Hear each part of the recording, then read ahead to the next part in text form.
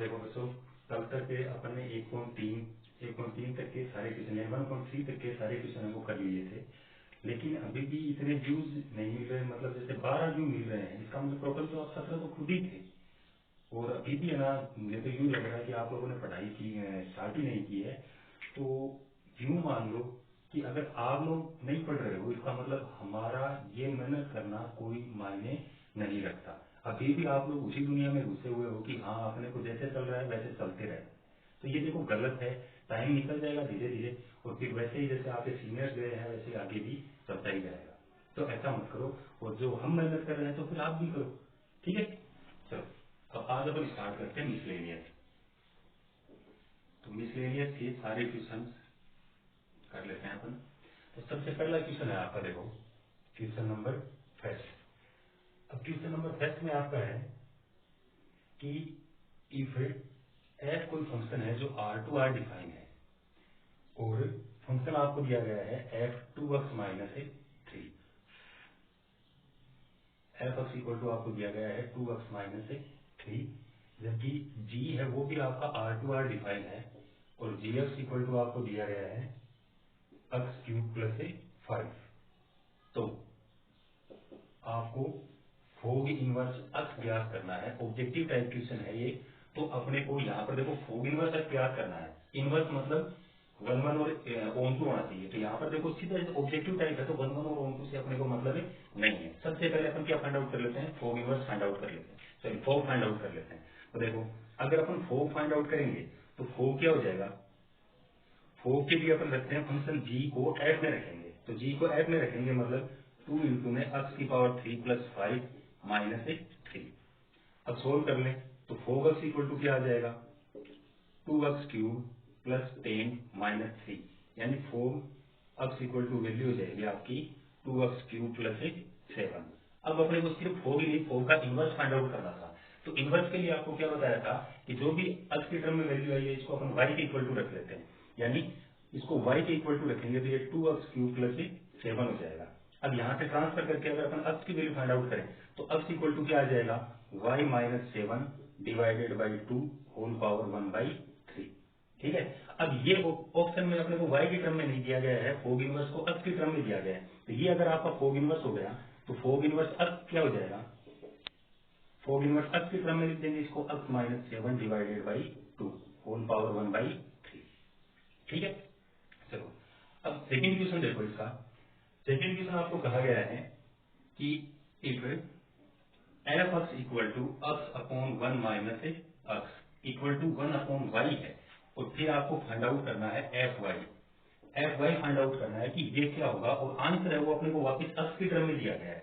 तो यहाँ पर देखो एफ एक्स ये है, तो एफ वाई फाइंड आउट करेंगे मतलब एक्स की जगह अपन वाई रख देंगे, लेकिन जो आंसर है वो अपने को वापस एक्स की टर्म में दिया गया है। तो थोड़ा सा यहाँ पर लॉजिक है देखो कि पहले तो अगर अपन एफ वाई फाइंड आउट करें तो एफ वाई इक्वल टू हो गया वाई अपॉन 1 माइनस वाई, जिसको अपन इक्वेशन नंबर फर्स्ट कह देते हैं। लेकिन वाई इक्वल टू एक्स जो है वो यहाँ से मिलेगा अपने को, यानी अगर इस वैल्यू को अपन एक्स की टर्म में बदलना चाहते हैं तो यहाँ से ट्रांसफर करके अपने को वाई की वैल्यू है वो एक्स की टर्म में फाइंड आउट करनी पड़ेगी, और वो वैल्यू अपन यहाँ पर रखेंगे। तो देखो इन दोनों के अनुसार अगर अपन वापिस ट्रांसफर करें तो देखो 1 अपॉन वाई के इक्वल ये टर्म है, तो वाई इक्वल टू क्या हो जाएगा 1 माइनस एक्स अपॉन एक्स। ठीक है, अब ये वाली वैल्यू अपन यहाँ पर रख देते हैं, तो एफ वाई इक्वल टू क्या हो जाएगा 1 माइनस एक्स अपॉन में एक्स अपॉन यहाँ पर 1 की जगह 1 और y की जगह वापस 1 माइनस एक्स अपॉन एक्स। ठीक है, अब इसको अपन सोल्व कर लेते हैं। तो देखो ऊपर वाली टर्म में वो तो रह जाएगी आपकी 1 minus x upon x into में, जबकि इसको सोल्व करेंगे तो इसका एलसीएम वो एक्स आएगा, और इसका एलसीएम थर्ड नंबर हो जाएगा। तो थर्ड नंबर होने का ये मल्टीप्लाई में आ जाएगा, यानी एक्स है वो तो ऊपर इंटू में चला जाएगा और अपॉन में क्या आ जाएगा एक्स माइनस। अब माइनस से इन दोनों को मल्टीप्लाई करेंगे तो माइनस का 1 और प्लस का एक्स। अब सोल्व कर लो, एक्स से एक्स से कैंसिल, टर्म क्या बच जाएगी 1 माइनस एक्स अपॉन इन दोनों को ऐड कर लेंगे तो 2x माइनस 1। तो इस प्रकार F Y equal to value क्या आ जाएगी 1 minus x upon 2x minus 1। ठीक है, तो इस प्रकार ये आपका सेकंड क्वेश्चन हल हो जाएगा। चलो अब इसके बाद में देखो अपन थर्ड क्वेश्चन देखते हैं। थर्ड क्वेश्चन क्या दिया गया आपको कि if F x equal to X minus 3 upon X plus 1।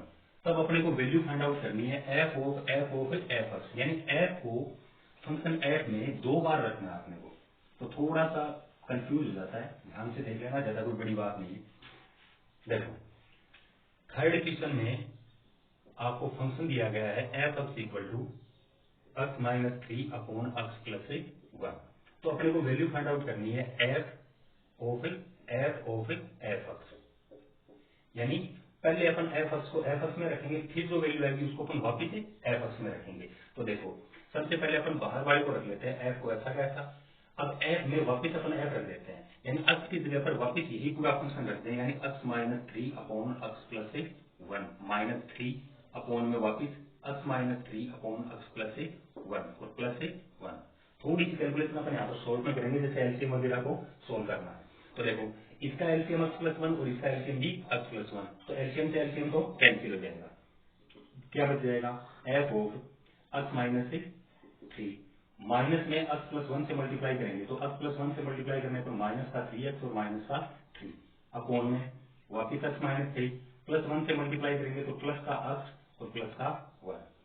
ठीक है, अब इसको सोल्व करके देखें तो यह आ जाएगा एफ एक्स और माइनस का 3x, तो माइनस का 2x बच जाएगा, ये हो गया माइनस का 2x और ये माइनस का 6 अपॉन में ये 2x माइनस 2। अब 2 दोनों में से कॉमन निकाल के कैंसिल आउट कर देते हैं, तो ये वापिस बच जाएगा एफ, कितना हो जाएगा माइनस का x माइनस का 3 अपॉन में x माइनस 1। अब इस वैल्यू को अपने को वापिस एफ में रख देना है, तब ये एफ भी हट जाएगा। तो देखो x की जगह ये वैल्यू रखेंगे, तो माइनस का x माइनस का 3 अपॉन में x माइनस 1 माइनस 3 अपॉन में वापिस माइनस का x माइनस का 3 अपॉन में x माइनस 1 प्लस 1। अब एलसीएम लेके सोल्व करो, इसका एलसीएम फिर x माइनस 1 और x माइनस 1 आएगा, तो दोनों एक दूसरे से कैंसिल हो जाएंगे। क्या बच जाएगा कि माइनस का x माइनस का 3, अब इस टर्म को माइनस 3 से मल्टीप्लाई करेंगे तो माइनस का 3x आ जाएगा और प्लस का 3 अपॉन में इस टर्म को सोल्व करें तो माइनस का x माइनस का 3 प्लस 1 से मल्टीप्लाई किया तो प्लस का x और माइनस का 1। अब यहाँ पर देखो 3 से 3 कैंसिल और यहाँ पर x है x कैंसिल, ऊपर क्या बच जाएगा माइनस का 3x माइनस का x तो माइनस का 4x माइनस का 3 माइनस का 1 माइनस का 4 माइनस 4 से माइनस 4 कैंसिल, तो प्लस का x बच जाएगा। तो इस प्रकार अपन कह सकते हैं कि F of F x equal to क्या आ जाएगा, x आ जाएगा। ठीक है, चलो अब देखो आगे क्वेश्चन नंबर 4। तो क्वेश्चन नंबर 4 आपका कुछ इस तरीके से दिया गया है कि एफ एक्स इक्वल टू एक फंक्शन है आपके पास कोस log x। ठीक है, तो आपको वैल्यू फाइंड आउट करनी है किसकी, एफ एक्स इंटू में F Y minus 1/2 bracket F X upon Y, F X upon Y और फिर वापिस से minus F X into Y, ये वैल्यू आपको फाइंड आउट करनी है।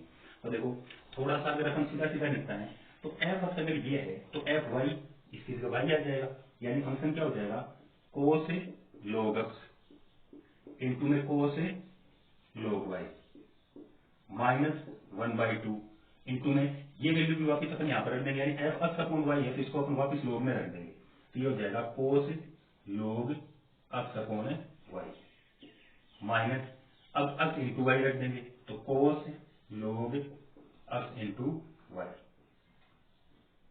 ठीक है, अब इसको अपन सोल्व कर लेते हैं, तो ये टर्म तो बन जाएगी कोस log x इंटू में कोस log y माइनस 1/2 इंटू में यहाँ पर अगर अपन log की प्रॉपर्टी लागू करें log a अपॉन b की, तो log a अपॉन b क्या होता है आपका log a minus log b, तो उसके आधार पर सोल्व करेंगे तो ये हो जाएगा cos log x minus log y और माइनस यहाँ पर इसको सोल्व करें तो ये वापिस हो जाएगा cos log x plus log y।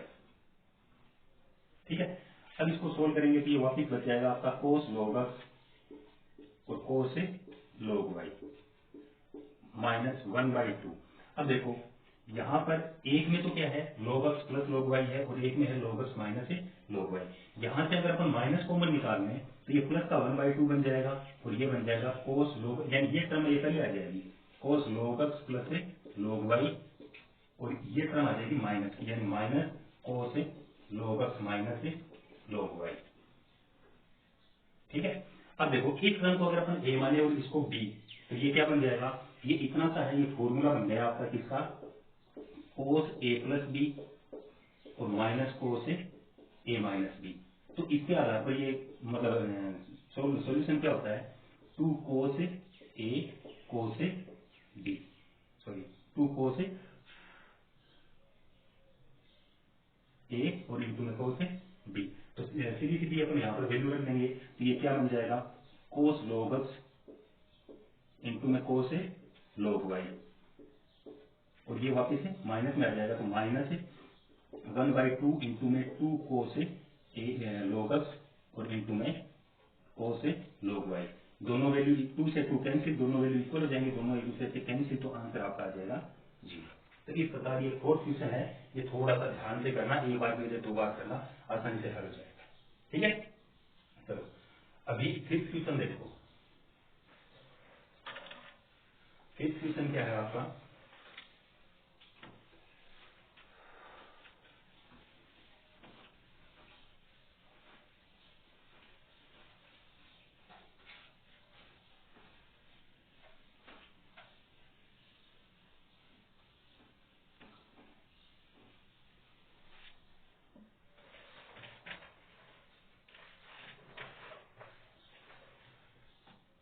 देखो फिफ्थ क्वेश्चन है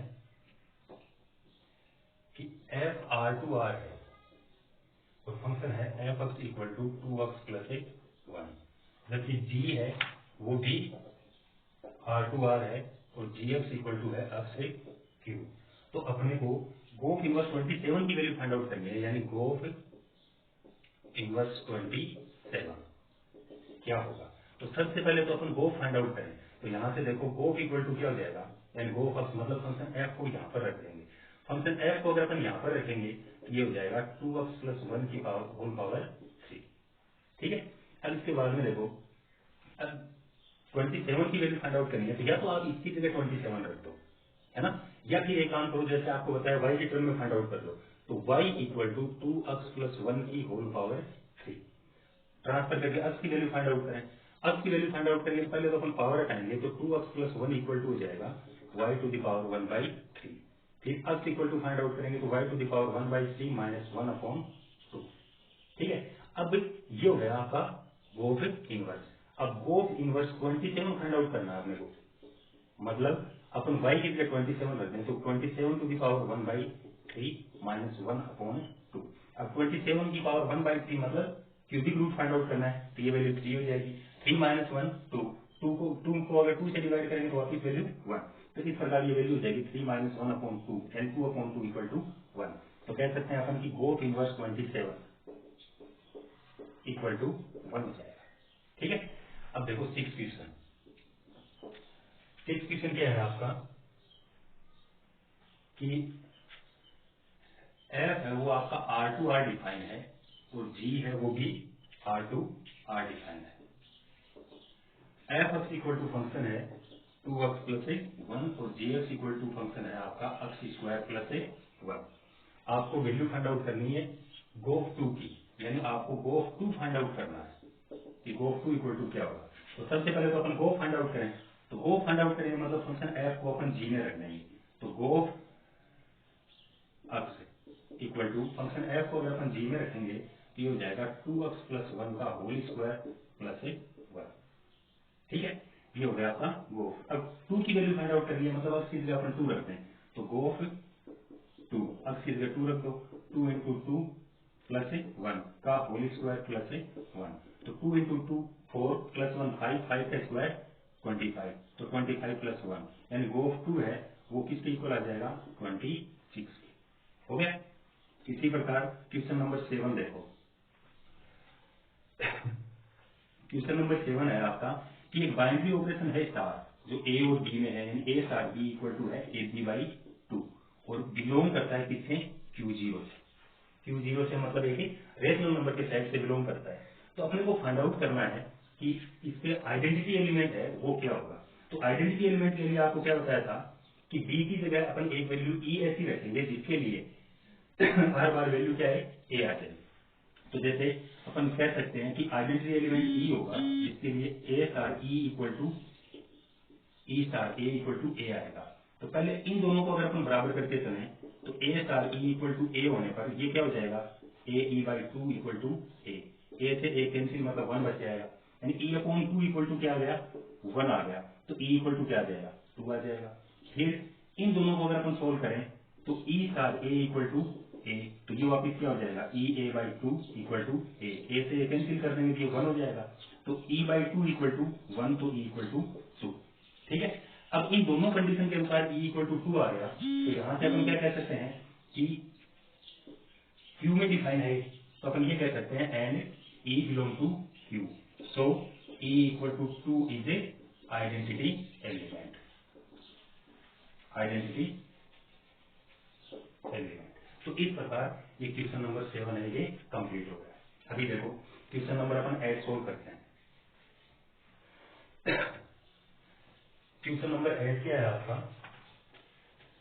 कि ए का b equal to A B plus 1, आपको कोई एक बाइनरी ऑपरेशन दिया गया है जिसके लिए अपने को इसके कम्यूटेटिव और एसोसिएटिव होने का पता करना है कि ये कम्यूटेटिव और एसोसिएटिव है या नहीं है। ऑब्जेक्टिव का एक क्वेश्चन है। अब कम्यूटेटिव और एसोसिएटिव होने का पता करेंगे तो कम्यूटेटिव के लिए शर्त क्या थी कि A star B equal to B star A, और एसोसिएटिव होने के लिए ए star B star C equal to A star B star C. तो देखो क्वेश्चन नंबर 8 आपको दिया गया है कि A star B equal to A B plus 1 कोई बाइनरी ऑपरेशन है। अब इसके लिए कम्यूटेटिव होने का पता करना है, तो कम्यूटेटिव क्या हो जाएगा कि A star B equal to A B plus 1, तो बी स्टार ए फाइंड आउट करेंगे तो ये बी ए प्लस 1 हो जाएगा। अब जैसा कि अपन जानते हैं कि ये दोनों इक्वल है, इसका मतलब ये भी इक्वल हो जाएंगे, तो हम कह सकते हैं here A star B equal to B star A, so star is commutative. फिर एसोसिएटिव के लिए पता करते हैं, तो एसोसिएटिव के लिए क्या हो जाएगा कि ए स्टार बी को अपन पहले सोल्व करें फिर लागू करें सी में, इक्वल टू आना चाहिए ए स्टार बी स्टार सी। तो यहाँ पर देखो इनके अनुसार एक्सपेंड करेंगे इस ब्रैकेट को इस बाइनरी ऑपरेशन के अनुसार, तो ये क्या हो जाएगा a B plus 1 star C equal to ये ए स्टार बी सी प्लस 1। अब इस स्टार को दोबारा एक्सपेंड करें तो देखो आपका बाइनरी ऑपरेशन क्या था, दोनों का मल्टीप्लीकेशन प्लस 1 था, तो यहाँ पर भी क्या करेंगे दोनों का मल्टीप्लीकेशन प्लस 1, यानी ए बी प्लस 1 इंटू में सी और प्लस 1 इक्वल टू ये क्या हो जाएगा ए इंटू में बी सी प्लस 1 प्लस 1। तो अब अगर इनको एक्सपेंड करें अपन सी से मल्टीप्लाई करने पर a b c plus 1 equal to A b c plus 1। तो जैसा कि अपन साफ साफ देख सकते हैं, देखो ए बी सी है 1 है, इधर सी है इधर ए है, तो ये दोनों इक्वल नहीं होंगे। ठीक है, अगर ये दोनों इक्वल नहीं होंगे तो अपन क्या कह सकते हैं कि here A star B star C does not equal to A star B star C, यानी ये दोनों इक्वल नहीं होंगे। तो इसलिए ये कम्यूटेटिव तो हो जाएगा लेकिन एसोसिएटिव नहीं होगा। तो अपन यूं लिख देंगे star is a commutative but not associative, but not associative. तो ये हो गया आपका क्वेश्चन नंबर 8। अब क्वेश्चन नंबर 9 देखो कि आपको एक बाइनरी ऑपरेशन दिया गया है कि A star B equal to A minus B है, यानी यहाँ पर कहा तो आपको यूं गया है कि subtraction for a binary operation subtraction in Z check that it is commutative और एसोसिएटिव। तो देखो ये डिफाइन है आपकी जेड में, यानी इन जेड। तो अगर ये जेड में डिफाइन है तो ए स्टार बी के लिए पहले कम्यूटेटिव होने का पता करें अपन। तो कम्यूटेटिव में देखो माइनस का जो बाइनरी ऑपरेशन है यानी ए माइनस बी है वो बी माइनस ए के इक्वल नहीं होता। तो यहाँ पर एक सेकेंड,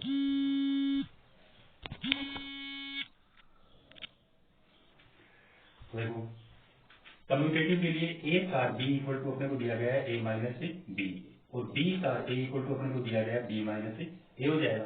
तो यहाँ पर अगर अपन जांच करें तो अपने को पता है कि ये दोनों इक्वल नहीं होते, तो अपन ये कह सकते हैं कि A star B does not equal to B star A, so it is not a commutative.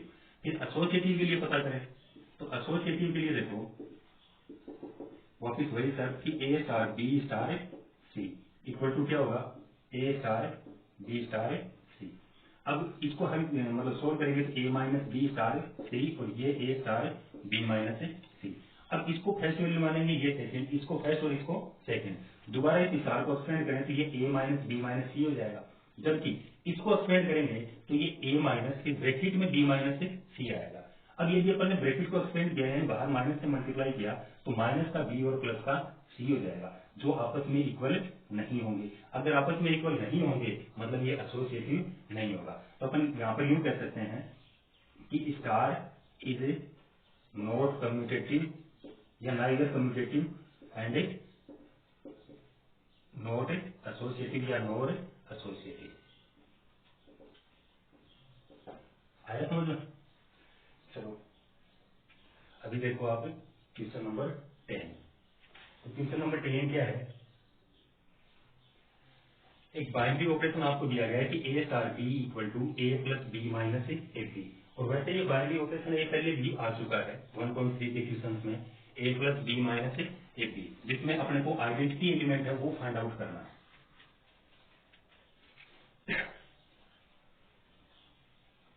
देखो यहाँ पर क्वेश्चन नंबर 10 में आपको कहा गया है कि A star B equal to A plus B minus A B defined in A Z. Z मतलब सेट ऑफ इंटीजर्स, यानी नॉन डेसिमल पॉइंट्स वाली जो भी वैल्यू होंगी वो सारी सारी शामिल होगी जेड में। अब यहाँ पर अपने को ये आइडेंटिटी एलिमेंट फाइंड आउट करना है। तो देखो आइडेंटिटी एलिमेंट के लिए अपन क्या लिखेंगे, A star E equal to E star A. अब पहले इन दोनों को इक्वल करके चलें, यानी इस बाइनरी ऑपरेशन के अनुसार ये क्या हो जाएगा, A plus B sorry A plus E minus A equal to A. फिर ए से ए कैंसिल तो ई, इन दोनों में से अगर अपन कॉमन निकाल ले तो 1 minus A equal to zero, तो ई इक्वल टू क्या हो जाएगा जीरो। अब इन दोनों के अनुसार सोल्व करें, यानी E star A equal to A करें तो ये क्या हो जाएगा, E plus A minus E A equal to A से ए से कैंसिल, ई कॉमन निकाल लेंगे तो 1 minus A equal to zero और ई इक्वल टू जीरो। फिर देखो दोनों से वैल्यू इक्वल आ गई, साथ में जो जीरो है वो आपका जेड में भी डिफाइन होगा कि नहीं होगा। तो अपन यूं कह सकते हैं here e belong to Z, so E equal to zero is an identity element. Identity element. चलो इसके बाद में देखो क्वेश्चन नंबर 11। 11 नंबर क्वेश्चन क्या है कि आपको चार बाइनरी ऑपरेशन दिए गए हैं और चारों में से अपने को बताना है कि इसमें से कम्यूटेटिव कौन कौन सा है। तो फर्स्ट है देखो, ये हो सके तो आप लोग कर लेना, मैं आंसर एक्सप्लेन कर देता हूँ। A star B equal to A square B है। दूसरा है वो आपका A star B equal to A to the power B. तीसरा है, इसमें थोड़ी सी मिस्टेक है बुक में तो आप इसको सही कर लेना, यहाँ पर बुक में A minus B plus A B दिया गया है जबकि ये माइनस नहीं यहाँ पर प्लस है। फिर फोर्थ पार्ट है वो आपको दिया गया है कि A star B equal to A plus A square B.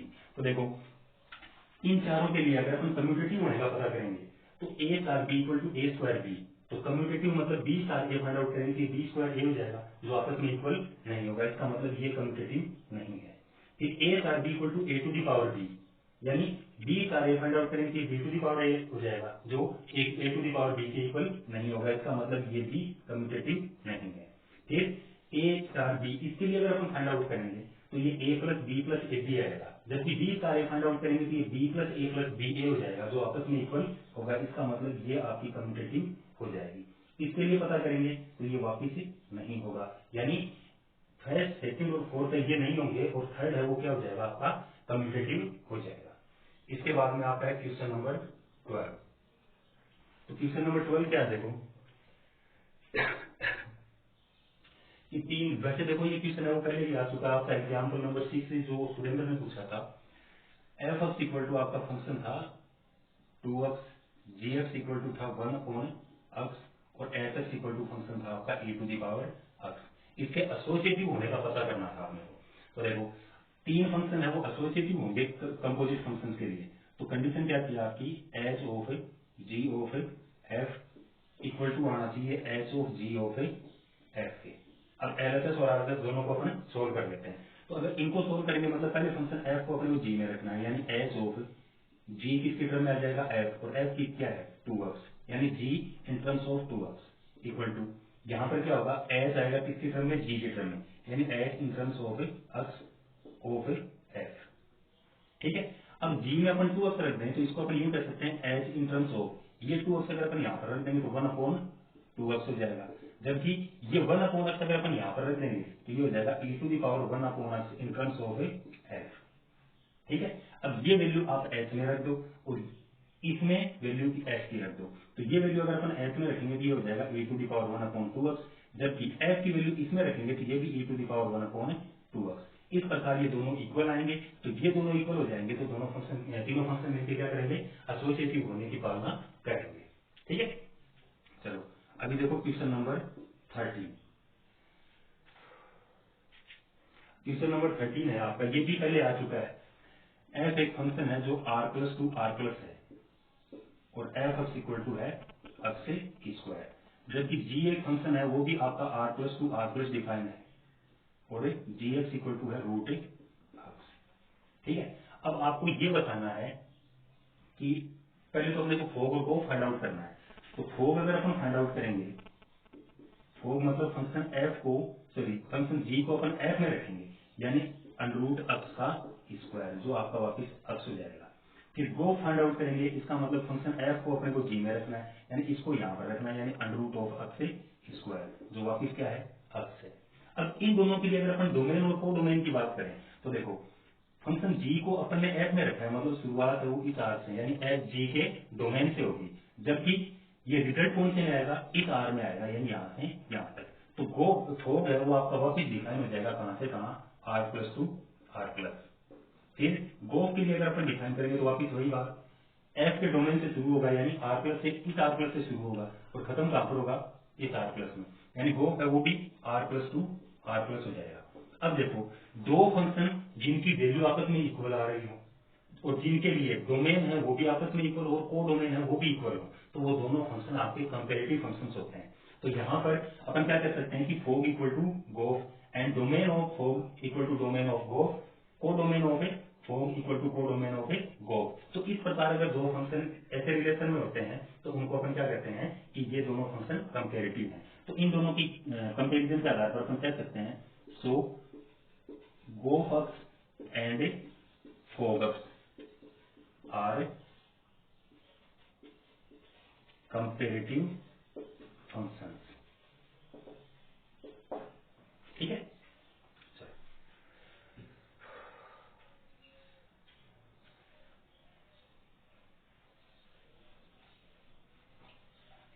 अब आपका 14 क्वेश्चन है, ये भी पहले आ चुका है। एक फंक्शन है आपका cos x+2, जिसके लिए आपने को पता करना है कि इसके इनवर्स का एग्जिस्टेंस है या नहीं है। तो आपका ये 1.2 में होना चाहिए। एक फंक्शन है, इसके इनवर्स के एग्जिस्टेंस का अगर अपने को पता करना है, यानी इसका दिए गए फंक्शन का इनवर्स है वो एग्जिस्ट होगा या नहीं होगा, तो इसके लिए फंक्शन का 1 और on2 होना जरूरी होता है। तो यहाँ पर देखो आपको ये दिया गया है कि फंक्शन f है वो r2r डिफाइन है और f इक्वल टू है cos x+2। तो देखो cos है वो एक ट्रिग्नोमेट्री फंक्शन है और कोई भी ट्रिग्नोमेट्री फंक्शन है वो अगर पूरे चारों क्वाड्रेंट आपको दिए जाते हैं तो उसमें वो क्या होता है, 1 और on2 नहीं होता, यानी कोई दो क्वाड्रेंट में पॉजिटिव और दो में नेगेटिव होता है। इसका मतलब ये फंक्शन 1 नहीं होगा। तो 1 नहीं होगा तो कौन कौन सी वैल्यू ऐसी है जिन पर वैल्यू इक्वल आएगी, तो अपन एक एग्जाम्पल देके प्रूव कर देते हैं कि अपन मान लेते हैं लेट x1 इक्वल टू 43 और x2 इक्वल टू -47। अब f(x1) यानी f43 फाइंड आउट करें तो cos 43+2 यानी cos 45 और cos 45 का 1/√2 हो जाएगा। इसी प्रकार f-47 तो cos -47+2 यानी cos माइनस का 45 हो जाएगा, तो cos -45 वापिस से प्लस का cos 45 होता है, यानी 1/√2 आ जाएगा। तो यहाँ पर अपन यूँ कर सकते हैं, here f43 equal to f-47, so f(x1) equal to f(x2), but x1 does not equal to x2, so f inverse x does not exist। या फिर आप यूं भी कर सकते हो, here f(x) is not 1 type, so f inverse does not exist। अब देखो इसके बाद में है आपका क्वेश्चन नंबर 15। अब क्वेश्चन नंबर 15 में आपको ये कहा गया है, देखो कि कोई एक सेट है अपने पास, एक सेट है ए इक्वल टू फंक्शन, मतलब दो वैल्यू है -1 एंड 1, यानी ये देखो इंटरवल नहीं है, ये एक सेट है जिसमें सिर्फ दो ही वैल्यू है -1 से 1। अब इसमें डिफाइन दो फंक्शन आपको दिए गए हैं, एक तो एफ एक्स इक्वल टू है एक्स स्क्वायर और एक फंक्शन है जी एक्स, और जी एक्स इक्वल टू है साइन पाई एक्स अपॉन 2। ठीक है। अब देखो इसके लिए अपने को प्रूव ये करना है कि एफ एक्स है, यानी एफ इनवर्स का एग्जिस्टेंस तो होगा नहीं, जबकि जी इनवर्स है इसका एग्जिस्टेंस होगा। और जी इनवर्स के जी इनवर्स का अगर एग्जिस्ट होगा, जी इनवर्स एग्जिस्ट होगा तो अपने को जी इनवर्स बताना भी है कि जी इनवर्स होगा क्या। तो देखो पहले एफ इनवर्स के लिए फाइंड आउट करें, तो अपन एफ -1 फाइंड आउट करें, तो ये क्या आएगा, एफ -1 मतलब यहाँ पर रखें तो एफ -1 1 होगा, और एफ 1 है तो वो भी 1 होगा। यानी इन दोनों वैल्यूज के लिए एक जैसी वैल्यू आ रही है, मतलब फंक्शन है वो 1 1 नहीं है। तो यहां से अपन कह सकते हैं कि here f-1 equal to f1, so f1 is not a 1 1 type, f is not a 1 1, so f inverse does not exist. हो गया सिंपल सा। इसी प्रकार अगर अपन जी के लिए फाइंड आउट करें तो फिर बात सिर्फ दो ही तो वैल्यू है, पहले अपन -1 रख देते हैं और फिर +1 रख देते हैं, तो फिर जी -1 फाइंड आउट करें तो ये क्या हो जाएगा, साइन माइनस का π/2, और साइन -π/2 -1 के इक्वल होता है, जबकि प्लस का 1 रखें तो ये होगा साइन π/2, साइन π/2 होगा मतलब प्लस का 1। यानी अगर जी के लिए अपन डोमेन और को डोमेन की बात करें तो यहाँ पर -1 और +1 डोमेन, और ये को डोमेन -1 और 1, तो -1 की इमेज -1 बनेगी, +1 की इमेज +1 बनेगी, यानी यहाँ पर फंक्शन 1 1 भी है और एक ऑन 2 भी है। तो इन दोनों के आधार पर अपन यूं कह सकते हैं, here g x is a 1 1 and on 2, so g inverse exist. अब जी इनवर्स एग्जिस्ट है तो अपने को फाइंड आउट करना है कि जी इनवर्स होगा क्या। तो इनवर्स फाइंड आउट करने के लिए अपन क्या करते हैं, दिए गए फंक्शन को अपन y के इक्वल रख लेते हैं, y के इक्वल रख लेते हैं, मतलब y equal to sine pi x by 2। अब ट्रांसफर कर दो, पहले साइन का ट्रांसफर करेंगे तो पाई एक्स बाई 2 इक्वल टू हो जाएगा साइन इनवर्स y। अब x का सॉरी पाई का और 2 का ट्रांसफर और कर दो, तो x इक्वल टू क्या हो जाएगा, 2/पाई इंटू साइन इनवर्स y, और यही आपका जी इनवर्स भी हो जाएगा, यानी g inverse x equal to ये फंक्शन हो जाएगा। ठीक है। चलो अब इसके बाद में देखो मिसलेनियस का लास्ट क्वेश्चन है।